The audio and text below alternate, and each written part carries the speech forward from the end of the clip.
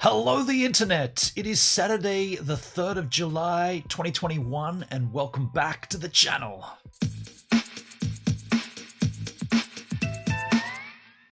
And welcome back to episode 3 of July.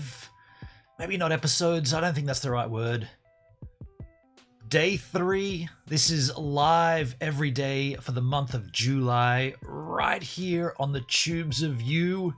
Even though I do live daily on DLive, I'm doing daily on YouTube in addition, just for this month of July as part of Julive. We did it last year, the year before. This would make it 3rd year in a Roskies or 4th year? 2018, 19, 20, 21. 3rd year. I'm terrible with math. When it comes to that, I'm like, first year was 2018. Second year was 2019. No. First year I did it was 2019. Second year was 2020. Third year, 2021. So this is the 3rd year. That's the plan. Every day, maybe not the same time every day. Today it's regular Saturday morning time, just because the better swell conditions are coming in later in the day and I want to go surfing. So I have to do this first so I can clear out the schedule for the surf. But that's the plan here every day for the month of July. It's good to have you with me. I know it might seem like, dude, how much content have you got? Can you do this every day? I mean, you already do it every day. DLive, what are you going to do here? Well, I've got ideas here. I got different concepts. I got like a little, kind of like a little feeler, a little test pattern, if you like, that I do here. And then maybe we'll do them in detail on DLive or the other way around. Who knows? But I want to acknowledge the Chisel chat. I did begin it with hello, the intert. Intert. I didn't spell internet correctly. I spelled it I-N-T-E-R-T. Intert. Hello, the intert. I did have a few issues before this stream. I won't deny that. I do use OBS, and I'll put this out there for any of those OBS users. If you have multiple profiles, which I do, I stream on... I'm not going to tell you, actually. I stream on a few different sites. If you've got multiple profiles and multiple scene collections, there's a new bug that often OBS will crash when you swap scene collections. Now, the reporting is that it's something to do with plugins that you use within those collections, which doesn't make any sense. The reason it doesn't make any sense is because I manually edited an INI file to make the selection. So the selection is just a text file that gets written every time you choose it. So I manually edited that text file and it's fine. So it's not the plugins that are inside the scene collection, it's something else. Anyway, I had to go through and manually edit it. So that was what was going on with me. But that's not the content, or that's not the title of this stream. But that's why I did spell internet wrong, because I was busy like, what have I got to do? I got to edit this file. Oh, that's a little hardcore. I don't know about going under the hood that deep. And I was a little bit perplexed. Perdsky says, hi Ben, press 1 for animated sign language. Press 1 for walking through the jungle towards the house, which has the naked women smiling. Pah! Press 1 for a hideous toothpaste mouth. Gives, I said, press 1. Press like to get more likes than dislikes before we start. That's going to be a thing. I've decided that's a thing now. I am not beginning my live stream until there are more likes than dislikes. That is one almighty F you to the trolls. If you want to troll and you want to dislike before I've even began, well, I'll throw that right back at you, because there's only one of you and there's more likers. So again, wing wang, excuse me. I'm a little croaky here early in the stage. This is the day 3 of July and I'm already croaking my voice. Oh no. And Perdsky did it for me. Thank you, Perdsky. Cheers, man, Perdsky.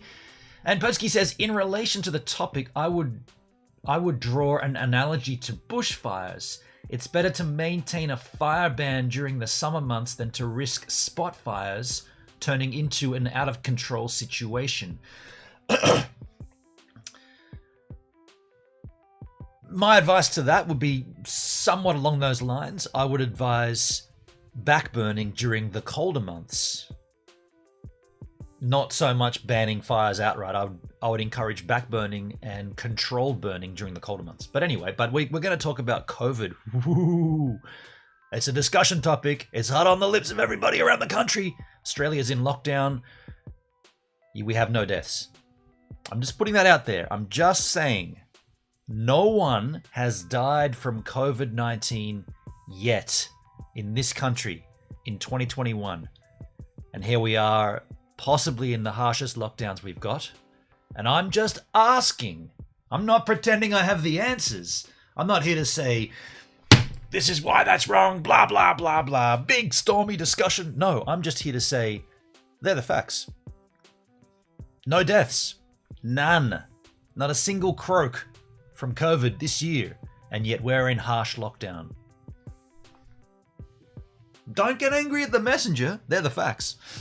In the Chisel chat, Timsky. G'day, Timsky. How you doing, man? Good to see you. I'm going to give you a cheers. Only one getting one. I don't know why that is. Hello, Tim. Pertsky, seeing thousands of new cases at the peak in my city Pertsky's in Berlin, Germany. In my city each day gives me the view that the lockdown decisions are sound. Hi, Tim. I would draw. Timsky, with Europe in summer, the number of COVID cases will drop, then increase again in winter. Okay. We are well under 50 cases a day now, says Pertsky, in the German town of Germany, in German. Auf Deutsch. In Berlin. Good morning, Yahoo!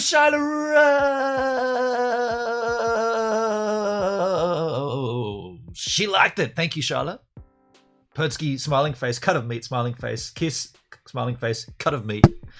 Pertsky, I'm surprised you had monetization on this stream. I was served 2 ads at the start. I heard YouTube was demonetizing all COVID. Dude, look, and by the way, hang on, let's not forget, Charlotte says you had to get tested to even know you had COVID. Must be so bad then. Not. That's the bottom of the Chisel chat. Let's bring it up so we can all play along. That's an interesting point, Pertsky, which I've heard many people say before.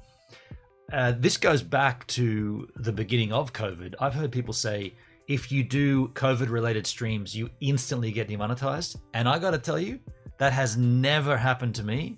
I've done plenty of them in the past. I believe this time last year, July, we did COVID content. I'm going to say at least 4, maybe 5 streams from the month was COVID.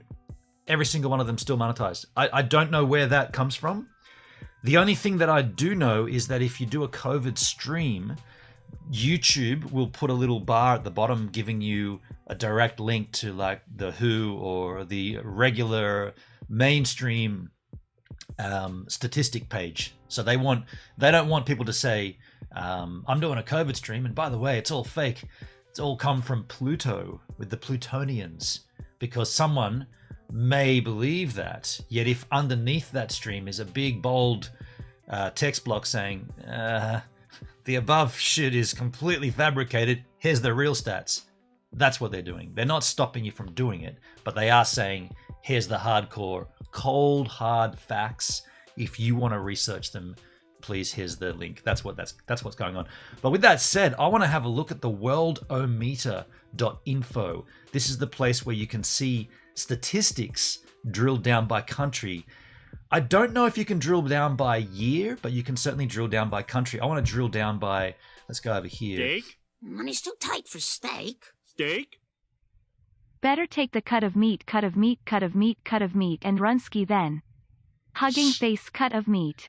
Shyla Rose, I was just moving out. Look at that, Shyla Rose, with the $7.99, $8 super chat. Thank you, Shyla. Better take the cut of meat, cut of meat, cut of meat, cut of meat, and Runsky then.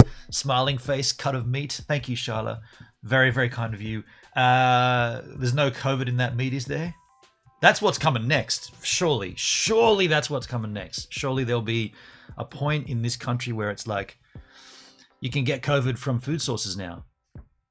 You can get it from bacteria inside ill-prepared food. That's got to be coming next, right? And then it'll be every restaurant will be scrutinized, right? Imagine there's a breakout at a restaurant and it's not from the customers, it's from the food. Ah, shit! Those sheets are going to... No, we're on YouTube, we can swear. Shit! That's going to be hardcore, right? That's going to be hardcore. But let's take a look at the Worldometer. So this is corona cases for Australia, mate. 30,684 in totes. Deaths, 910 skis in totes. Recovered, 29,358. So of the total cases of 30,000, and this is in the lifetime of COVID, not this year, 910 people have died and the rest have recovered. And it's notable that none of these deaths have occurred this year. None of these deaths have occurred in 2021. It's all pre-2021. So we're finding ourselves in a pretty interesting position, I think. If we have no deaths, people are recovering from it, why are we in such a heavy lockdown? Is this precautionary or is this overreactionary? Again, I don't have the answers. I'm merely asking the question. So hold your horses, calm your tits. Don't come running after me with daggers. Who's this Yahoo on the line that thinks he can tell us all? I'm not telling you. I'm just stating the simple fact. Corona cases in Australia, they're right here. Corona cases, 30,684 to date. Recovered to date, 29,358. Out of those cases, 910 people have died in totes, and none of that is this year. This is all prior, or these deaths is prior 2021. Yet here we are midway through this year on what would be considered the harshest lockdown we've had yet no deaths. Just saying. Calm down, grab your blanket, pull it up nice and tight, rug in and feel comfortable, because I don't want you to be uncomfortable with the facts. I want you to know the facts. And there they are. No deaths this year. Attack of the COVID prawnsers. Could you imagine?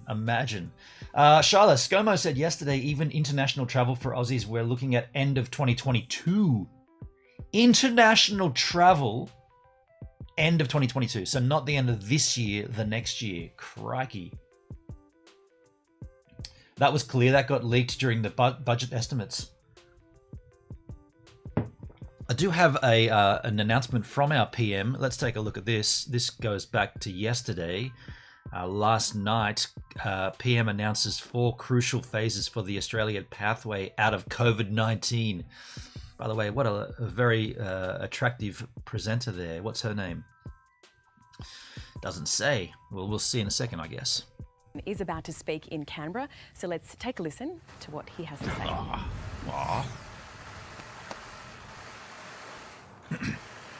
G'day. Many Australians today will be... That's g'day. Sign language is for g'day. I saw that clearly. G'day. Listening on in their home cities or where they live while they are subject to COVID restrictions. That is particularly the case in my hometown of Sydney, which I will be returning to later today. He's a Shire boy, isn't he? He's originally from the Shire. After having been at the G7 and then, of course, going through the quarantine period here in Canberra. Charlotte Rose, he never mentioned cruising at all. So the cruise industry is still on halt as well then? Putski, if brains were dynamite, he would have blown his own ears off. I mean, let's not play the game of who's the good PM, who's the bad PM. In a way, they're all bad, right? None of the prime ministers we've ever had have been good. They've all been bad. Self-serving, right? You'd say. Yeah, no word on the ships. Yeah, interesting. This is a difficult time. Timsky, are the lack of deaths in 2021 due to better public knowledge about staying safe as well as better medical treatment for those who become infected? Could be, Tim. That could be a factor. We've now had 2 years of COVID-19 and we're better identifying it and we're better dealing with it. And that would then lead me to the next conclusible step. Why are we so heavily locked down? If everything's getting better and things are getting smarter, why are we going heavier into the lockdown?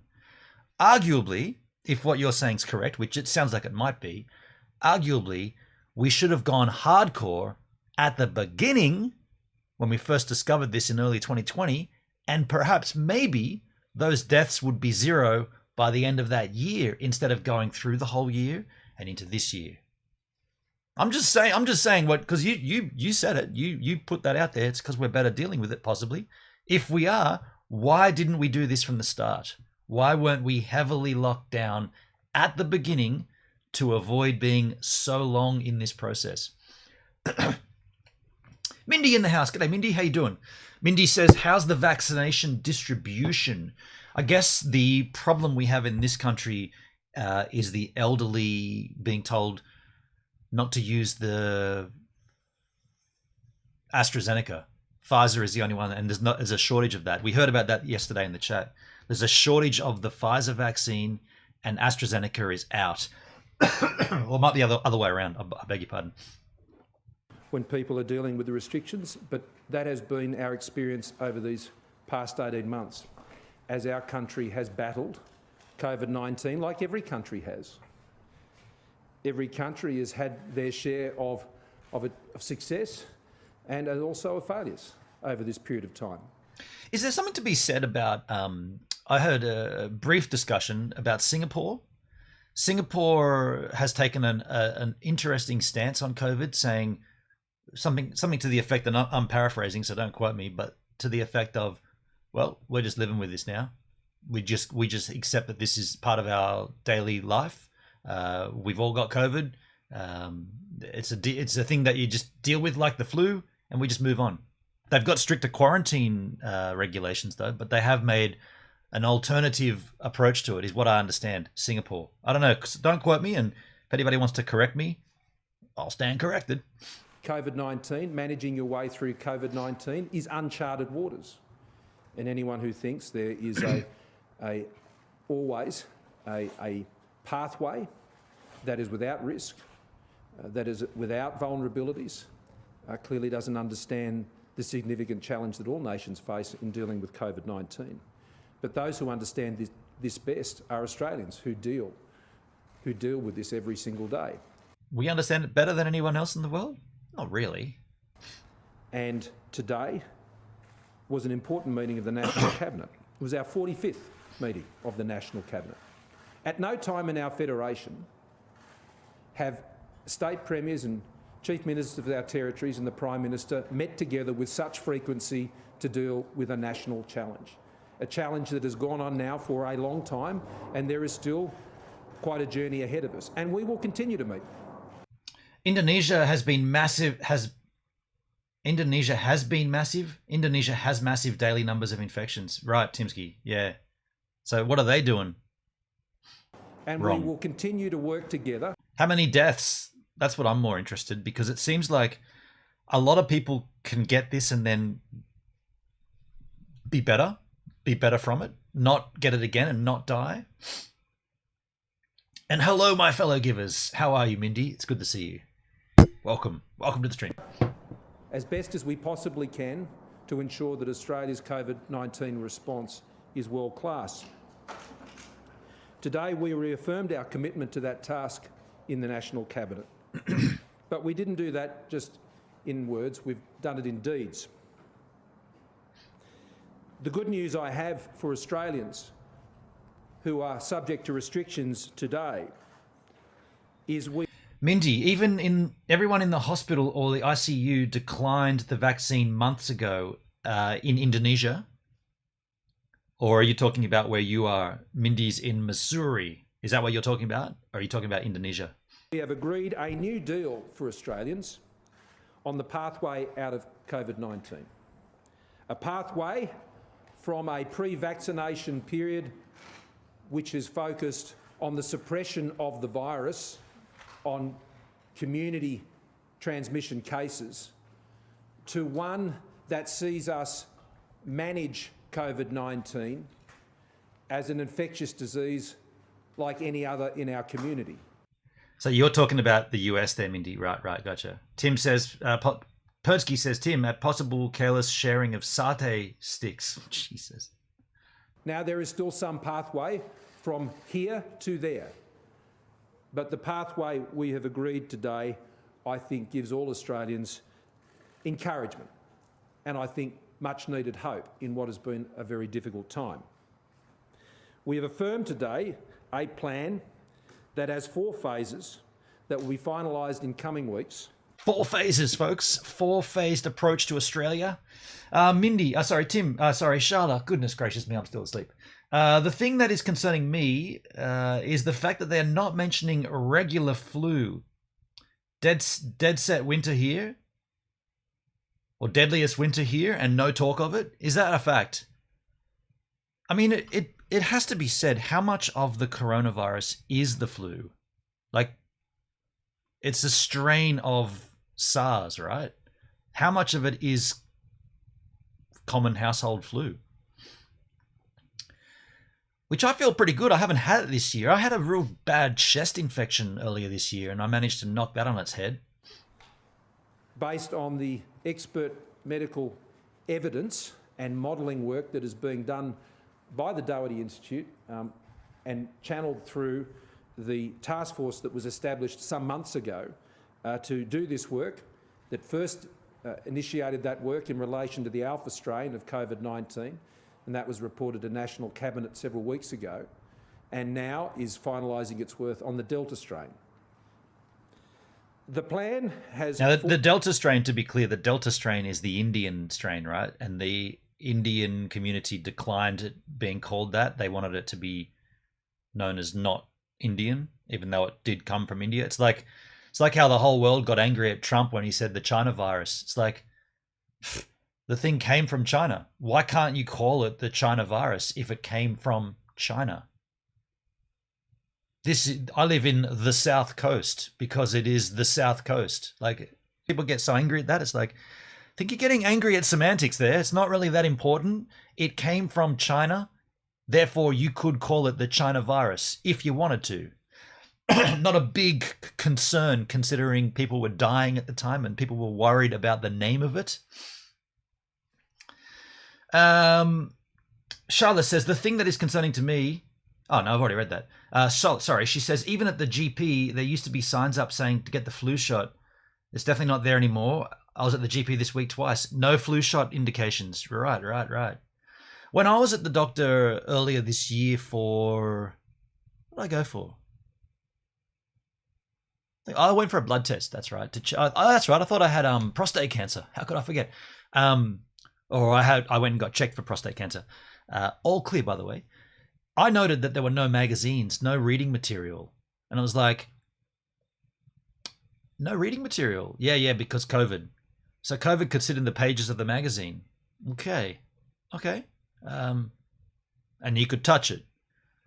So therefore you shouldn't be touching anything, right? You shouldn't be touching door handles. You shouldn't be touching like countertops, benches, windows, anything. Yet the magazines were out. I wonder what percentage of the populace take the flu shot in Australia. Not me. I've done it once, never again. Hell no. Timsky, we do know that due to Australians being careful with hygiene and masks, the number of cases of flu has diminished as the common childhood infections such as measles. That's kind of contradicting what Charlotte said. Charlotte said this is the most deadly winter we've had for the flu. No one's talking about it though. Charlotte, are you saying the opposite of what Tim says? Are you saying that there's more cases of flu than ever before?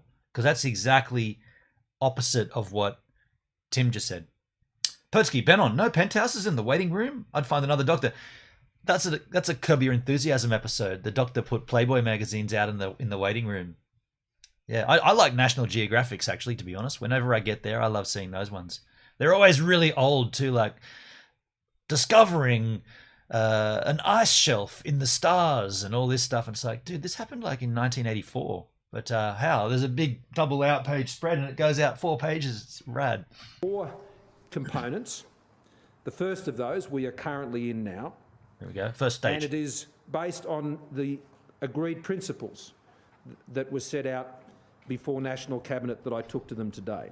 I beg your pardon. Charlotte said, no, not the deadliest. It seems that no flus this year. I said we were in the dead set winter. I thought you said we were in the deadliest winter. I thought it was a typo. So you and Tim are in agreement. So Tim's in effect answering your statement by saying that's because there are no flu cases because Australians are so careful with the hygiene and the mask wearing that we've eradicated the flu. Is that a fact, Tim? We've eradicated the flu? Now let's work on COVID, huh? You got the wrong guy. The wrong kid died. You killed the wrong one. So we agreed to formulate a national plan to transition Australia's national COVID response from its current pre-vaccination settings, focusing on suppression of community transmission, to post-vaccination settings, focused on prevention of serious illness, hospitalisation and fatality, and the public health management of other infectious diseases. So Charlotte says, you mean to tell me the flu could have been phased out by hand sanitizer? Hand sanitizer, masks, social distancing, only exercising with your friend less than 5Ks from home, no swimming, but surfing's okay. What were the other things? Haircuts are still good. You can go out and get a haircut. No working unless you're in considered essential employment. And might I remind you that anyone with a job is considered essential. These are all the strange things that were rolled out at some point during this. These are all the strange. That one was great, wasn't it? It's like no one should go to work. Everybody should stay home. Only those in essential employment. And then literally in the same press conference, a journalist asked the Premier, the Prime Minister, what is considered essential employment? And he literally said, anyone with a job is considered essential. It's like you just massively contradicted exactly what you said in the same, like earlier in that press conference. It was like, what? Timsky, flu isn't eradicated, just that less people so far have it and hence aren't spreading it. There you go. We agreed in principle that plan consists of the following phases, each triggered by the achievement of a vaccination threshold expressed as a percentage of the eligible population, that is 16 plus, based on the scientific modelling conducted for the COVID-19 risk analysis and response task force that I've referred to. The first phase is the one we're in. Vaccinate, prepare and pilot. Vaccinate, prepare, where we pilot. continue to suppress the virus. That involves the implementation of the National Vaccination Plan to offer every Australian an opportunity to be vaccinated with the necessary doses of the relevant vaccine as soon as possible. And Lieutenant General Fruin will update you on that. But today we'll be seeing another record day of vaccinations. Today we will hit 8 million. 8 million doses administered, and that means 1 million doses in just 8 days. In the month of June, we hit almost 3.5 million doses. Victorians need a massive payment for all the shit the government has bestowed upon us mentally and financially. Yeah, Victoria's had a hard time for sure. For sure. I mean, the whole country has, but Victoria definitely more so. Purely achieving that rate of vaccination between now and the end of the year, with the additional supplies that we are expecting over the course of this year, we believe will put us in that position by the end of this year. To temporarily reduce commercial inbound passenger arrivals to all major ports by 50% from current caps to reduce the pressure on quarantine facilities due to the increased risks of the Delta strain of the virus. So reducing incoming visitors to the country by 50%, so therefore not much strain on hotels that are quarantine facilities. Timsky, the Federal Health Department put out figures about 2 weeks ago showing the drop in numbers to the common illness since we adopted anti-COVID measures. This is very evident in children's health. Well, I'll stand against that. Poopsie, Claudia and Baxter were here just for the last week, and nearly the whole week Claudia was with a cold. So that's 1 from 3 that had a nasty cold the whole time. Now, while the reduction of those caps will certainly, right across the system, obviously take some pressure off, as we have observed over the course of these past 18 months, that alone does not provide any fail-safe regarding any potential breaches. We've seen. After all that bullshit, they turned loose passengers on us from overseas several times. I remember when that P&O ship was moored up here in Wollongong, and before that they just let the passengers off. It's like, dude, you just walked it in. You just said, come on in, off you go, have a fun time. I hereby award you 10 times $150 Jimmy vouchers. Jimmy brings. Cool. Hospitals have seen way fewer cases of chickenpox and even tummy upsets as people are washing their hands before making food. Interesting. Yeah. Breaches occur predominantly as a result of infection control procedures and human error and so on. Those issues need to continue to be strengthened. So simply reducing the caps doesn't necessarily provide a fail-safe, but because of the particular virulency of the Delta strain, it is believed that that is a prudent action while we remain in the suppression phase of the virus. Lockdowns in the current phase to be only used as a last resort was agreed today.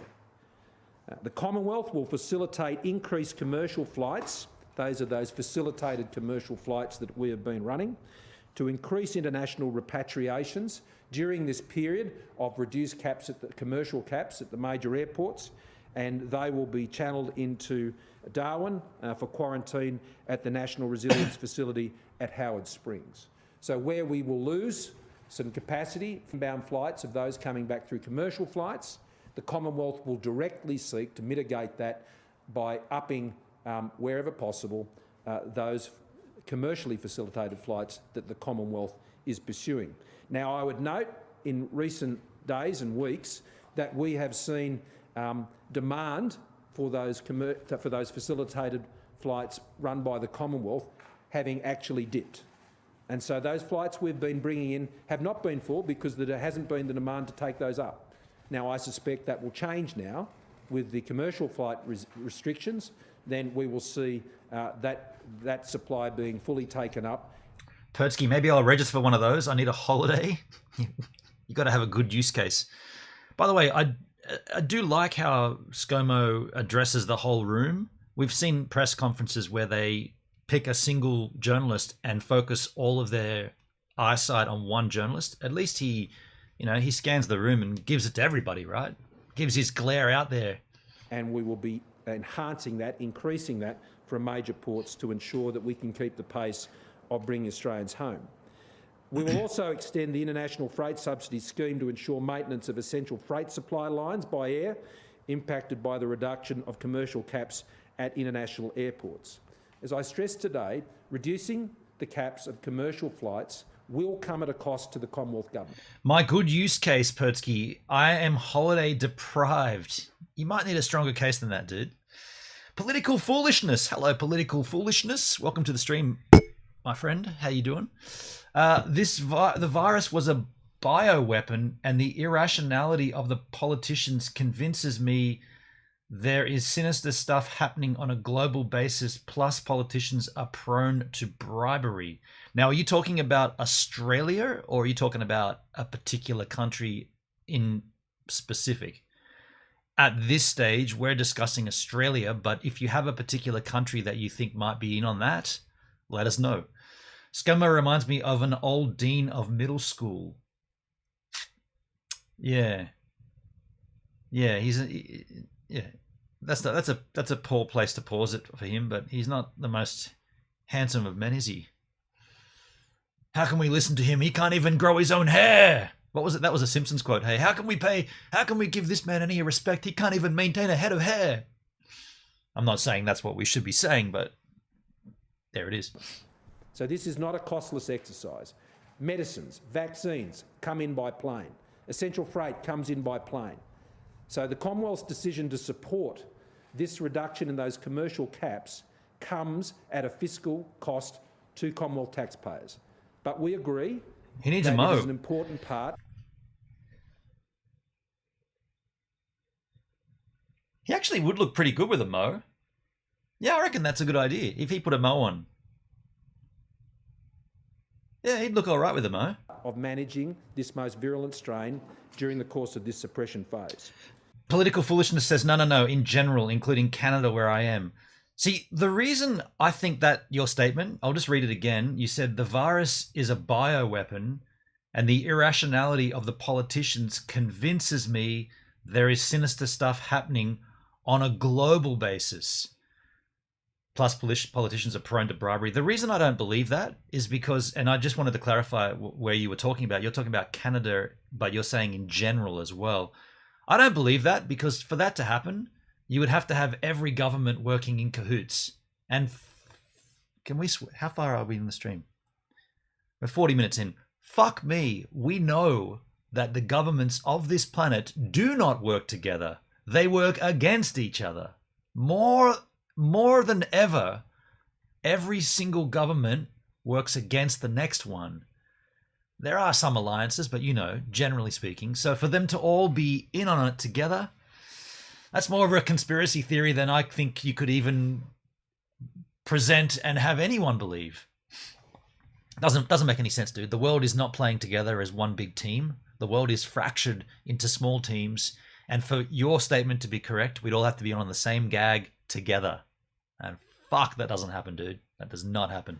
Over the course of the current phase we are in, that we will trial and pilot with individual jurisdictions the introduction of alternative quarantine options, including home quarantine for returning vaccinated travellers. Home quarantining? So this time when they locked down those towers in Melbourne, that's heavy, and now you're saying we'll just make it easier for everybody from here on in. Those tower lockdowns, wasn't necessary. They locked down a whole 7 different stack and pack 'em community housing towers, and now he's saying, well, we'll just let you isolate at home when you get back. When you get back from your holiday, just make sure you stay home for 2 weeks. Doesn't seem fair to those guys that got locked in their own building at police barricading as well, right? The work that we have already done, and Professor Kelly may want to add to this, shows that a vaccinated person doing quarantine for 7 days is stronger than an unvaccinated person doing quarantine for 14 days. So there's What? Doing quarantine.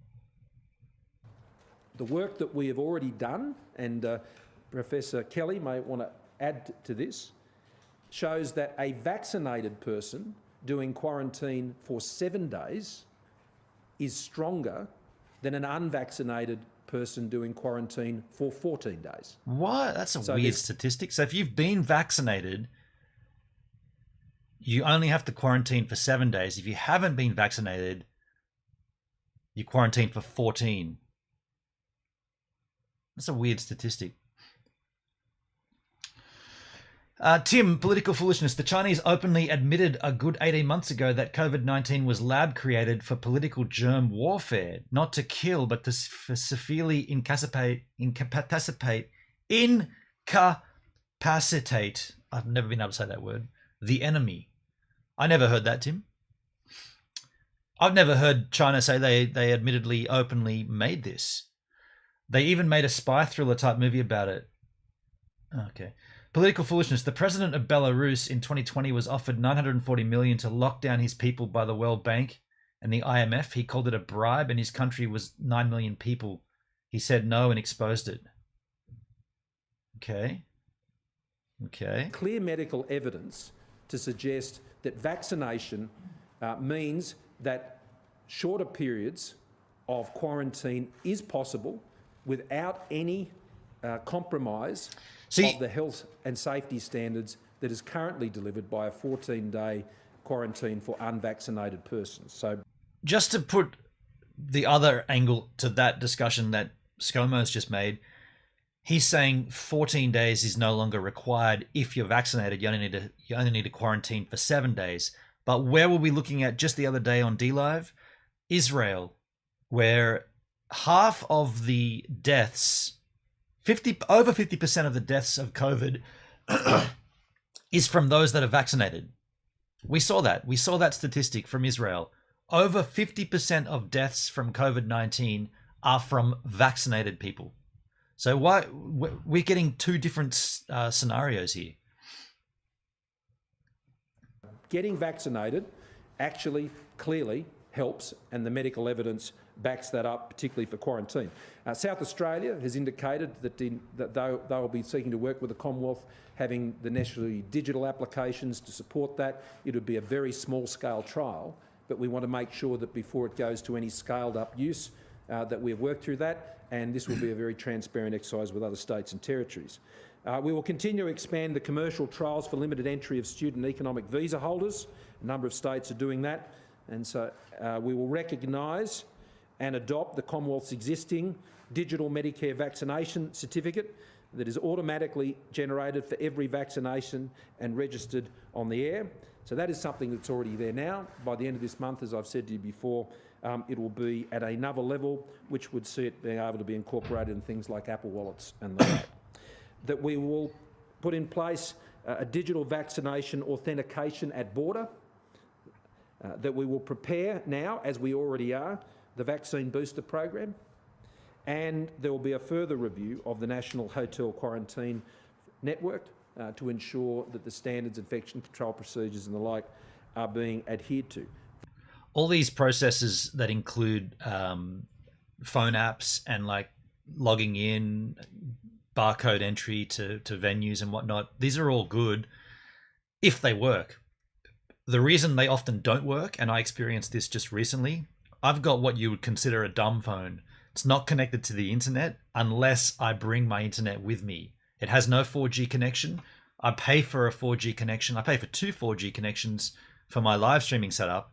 So I've got I can't show it to you now because I'm literally using it, but I've got a mobile broadband modem that I bring with me sometimes when I'm going out. If I don't bring that with me, my phone is not connected to the internet unless there's Wi-Fi at the venue.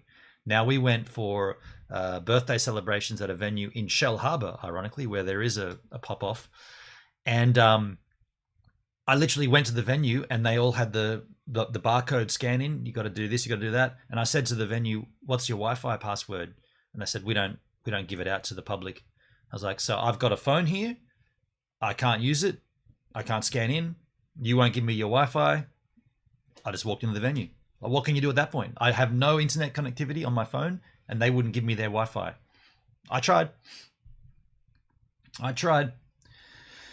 The American CDC put out a paper on COVID-19 which included that infected people should be quarantined for 28 days to truly become clear of it. 28 days.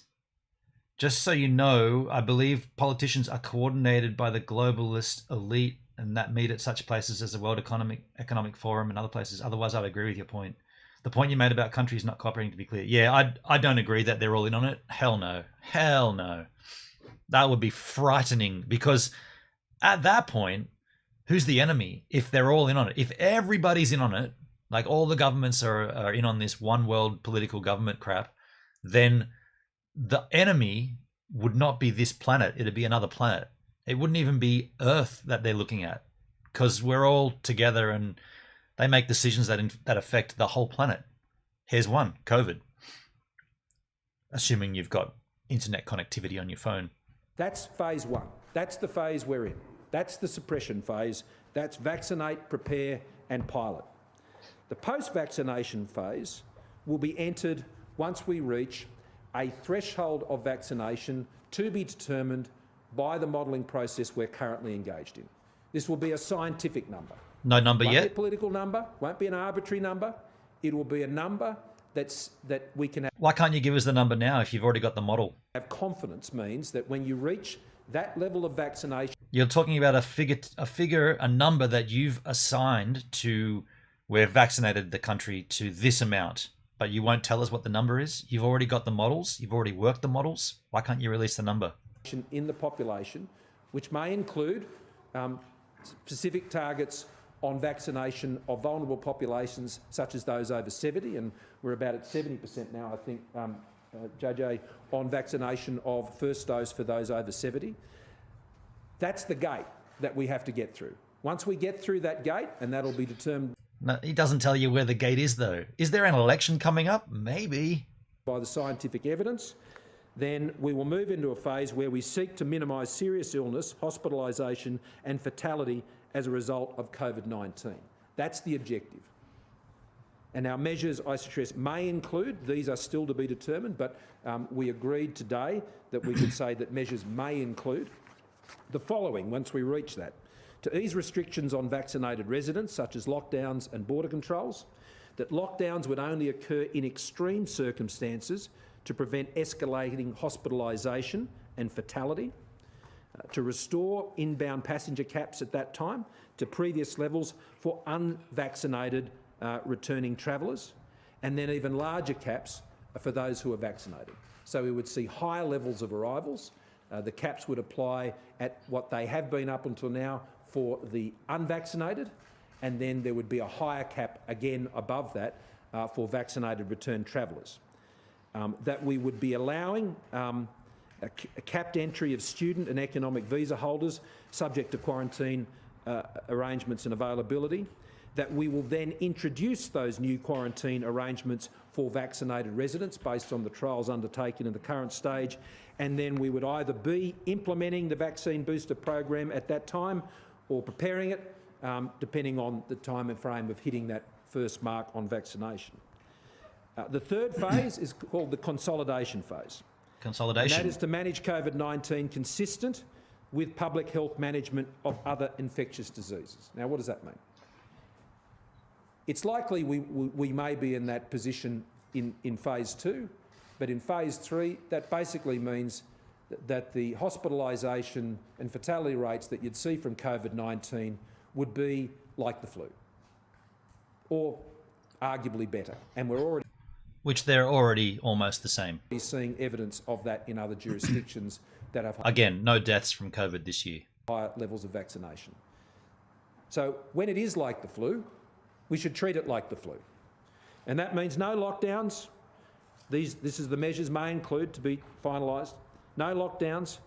The vaccine booster program underway, exempting vaccinated residents from all domestic restrictions, abolishing caps on returning vaccinated travellers, allowing further increased capped entry of student, economic and humanitarian visa holders. Very high caps we're talking about at that point. Lifting all restrictions on outbound travel for vaccinated persons and extending the travel bubble for... ScoMo is in need of a good G-spot tickle, says Pertsky. And Charlotte says, so am I. Jesus. Unrestricted travel to new candidate countries such as Singapore, the Pacific, and there potentially may be other candidates by the time we reach that stage. Moving into the consolidation phase will be based on a further benchmark determined by that modelling process. And then the final phase, again, which is... Again, we don't know the numbers very conveniently. The penultimate phase to moving to completely back to normal, where you would have measures may include... Do you know why he won't give a number here or he won't give a date? Because then he can be held to it, right? If he says, well, we believe through our modelling and all processes coming exactly like we wanted them, if that happens, then we could say 2026, we should be through that. And I'm working as hard as I can to make sure we get to that date, 2026, when we're completely free of this. The reason he won't say that is because then he'll be held accountable. Which, isn't that the job of a Prime Minister, to be accountable to the country? Smarten up, ScoMo. Allow uncapped inbound arrivals for all vaccinated persons without quarantine, and allowing uncapped arrivals of non-vaccinated travels subject to pre-flight and on-arrival testing. So you may still have at that point unvaccinated people coming to Australia at that final phase. It's curious that the government, who has the high death rates, don't investigate higher density countries who have few deaths. Don't investigate. So when a country's like India, right? Why aren't they looking at Australia? Is that what you're saying? I'm closest to give ScoMo a G-spot tickle. I mean, let's not get out of control here, right? If they are picked up on testing, there'd be pre and post-flight testing, then they'd of course go into quarantine, which would be common sense. Now, we've agreed that the COVID-19 Risk Analysis and Response Task Force, which is led by Secretary Gaetjens, they will be tasked to make recommendations on finalising that plan. I think you can see... You are correct. They want to keep this thing going. I don't know if they want to keep it going, but they don't work together. We already know that. I mean, how often do you hear about COVID in Russia? How often do you hear the Russian president speaking on COVID with other presidents? You don't ever hear it. Hey, like The world isn't one, dude. The world is split, many faceted splits. Level of detail I've set out to you today. It's already got some pretty good guidance as to how that will be filled in, and they'll be tasked to do that and bring that forward to National Cabinet. I don't anticipate that will be done for next week, but we would hope to be able to do that over the course of this month. What's key to that is the modelling work. We have to get that right.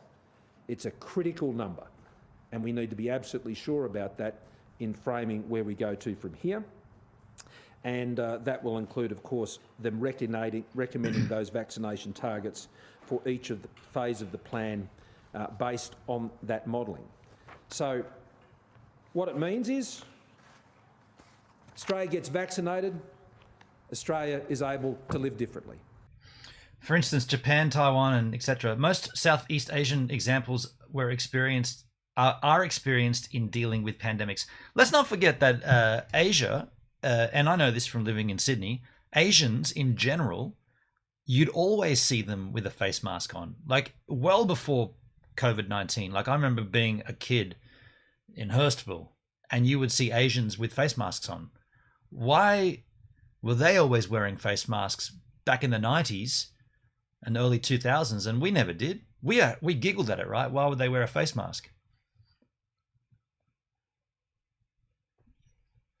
Winning in the post-vaccination phase looks very different to winning in the phase we're in now. Winning now means we suppress the virus as best as we can, which means that from time to time, such as we're experiencing in New South Wales, we have to go through these experiences. That's regrettable, and I have every confidence, having heard further from the New South Wales Premier today, that they're continuing to get on top of that, and you would have heard that from their report earlier today. But we will continue to fight on in this period. Charlotte Rose says, that's all well and good, but Aussies get vaxxed and we get set free. But where are the vaccines? We heard this last night on the D-Live, right? There's a shortage in the vaccines. We need and will continue to do everything we possibly can to vaccinate the population as fast as possible. And I think the performance in the most recent June month indicates just how much we've been able to ramp up. 1 million doses in 8 days. 3.5 million doses or thereabouts in 1 month. We keep that pace up and we'll get this done, Australia. And we get this done, Australia, and you can see what's on the other side. We've made it very clear today what's on the other side. You get vaccinated and we get there, and this all changes. In other items, which He hasn't quite made it clear. He didn't give dates, didn't give numbers. Yet he will use the word, we made it clear, we made it clear. You didn't quite make it clear. You politicized it. You made it as grey as you possibly could. You told us without even telling us. And that's the problem with politicians, right? They tell you without actually telling you. I'll report very briefly. And then they give themselves a pat on the back. We told you, we made it super clear. You didn't listen. No, we did listen. You didn't tell us a number. You didn't tell us a date. You got the models all worked out. You got it all modelled out.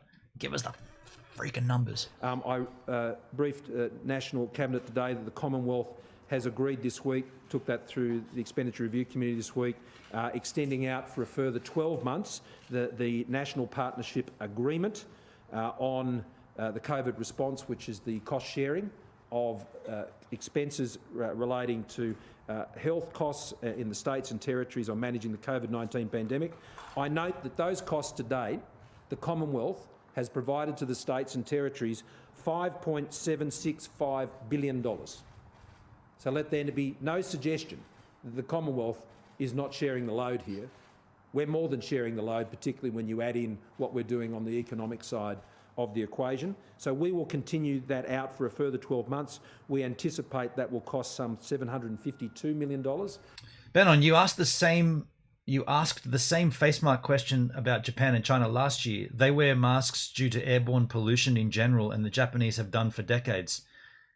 Are you talking about in Japan and China? I'm talking about in Hurstville and Sydney, Australia. As a kid growing up, the Chinese population or the Asian population were the only ones wearing face masks as a kid. I saw it. We all laughed at it. What's with that? Did they know something we didn't know about viruses back then? Is China more healthy than the rest of the planet? I'm 45, and I remember seeing that as a young kid, skateboarding in Hurstville and skateboarding in the city, and Asian people, always in face masks. What's with that? Over the course of this next 12 months from the Commonwealth's perspective. We also had the opportunity to meet with the Commissioner of the Border Force. We were able to work through what the international arrivals and departures figures were, noting... G'day, Charles. Charles Brown. Most vax haven't been... This is a little cheers for you, man. Most vaccines haven't been approved. They are experimental. That's why they can't legally make us take them. Right. In particular, in the month of June, 83.9% of international arrivals to Australia were returning Australians. 83.9%. And we were able to go through a lot more of the detail of the way that Border Force administers the exemptions, both on inbound and outbound, and set up a process with the First Secretaries for states and territories to be more continually informed of the facts on those issues to enable them to have that confidence. We also noted that we continue to make progress on getting Australians home, but for everyone we get home, you often get others who join that list, but we have seen that number come down to 34,000, and we're going to work very hard over the next few months where we will have fewer commercial flights coming, but we will have increased facilitated flights from the Commonwealth to get Australians home. So a new deal for Australians today, to get us to the other side. I'll hand over to Professor Kelly. Okay, we'll just leave it there at that point. I guess the main takeaway from what I can see in here is that, and this is specific to Australia, there is a plan of action to take us past this situation. It's concerning that during that press conference, he didn't mention the statistic which is blaringly evident. There has been no deaths from COVID this year in Australia. I don't know why you would think that would be a thing that he'd say, and all the measures we've taken, we have no deaths from COVID-19 this year, 2021, we're clean. We've got people getting infected and they're getting better. They're not dying. So everything's working. You'd think he would pat himself on the back and say, we're doing the right thing. But he didn't once mention that statistic. It's confusing because that statistic would give people a little more hope. They'd be saying, well, look, we're doing the right thing here, and there's the number, there's the resulting number, no deaths. I don't know why he wouldn't I thought that would be the key message here. We've got a plan. It's already working because we've got no deaths this year. So all the stuff we did last year and all the work lead up to that, it's effective. We don't have any deaths. Well done, Australia. And we're looking to get better and better and better at this. You know why I think he doesn't mention it? Because it gives people a little bit of hope. Gives you this cool. Doesn't seem so bad. We don't mind another 4 weeks of lockdown, or we don't mind no toilet paper on shelves and having to wear masks because it's all working.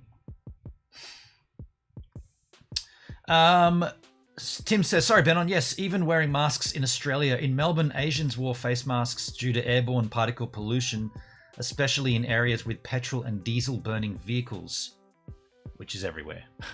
So you're saying the Asian community is smarter than everybody else because we know there is airborne pollution, yet we just don't worry about it. We just breathe it in and don't care, and we've done it forever.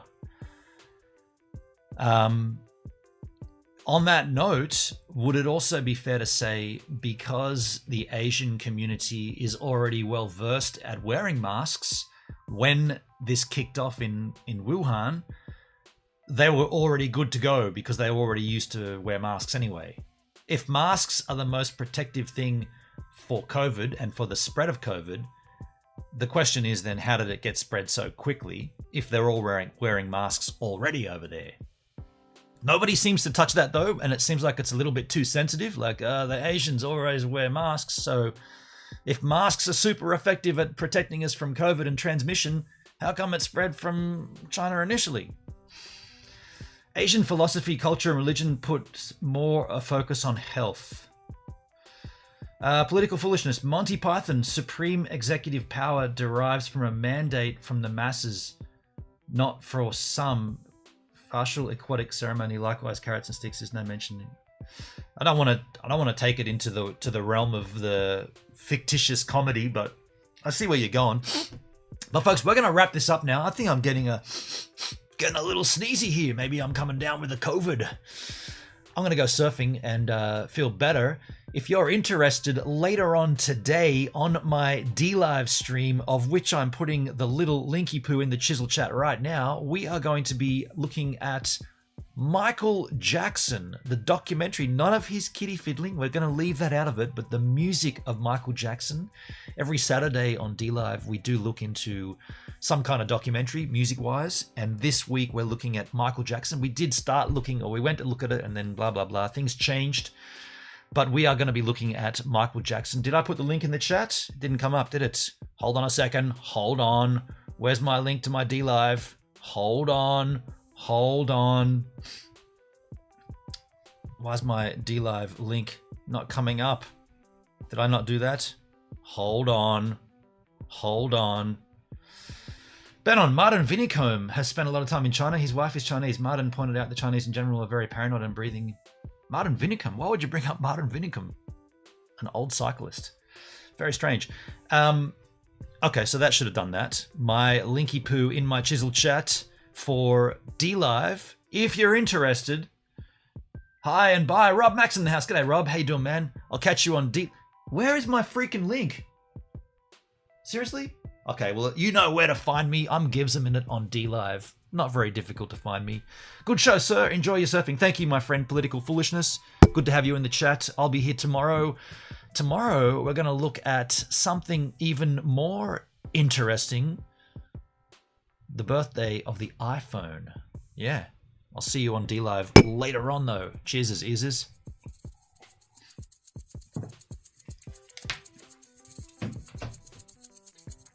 No link.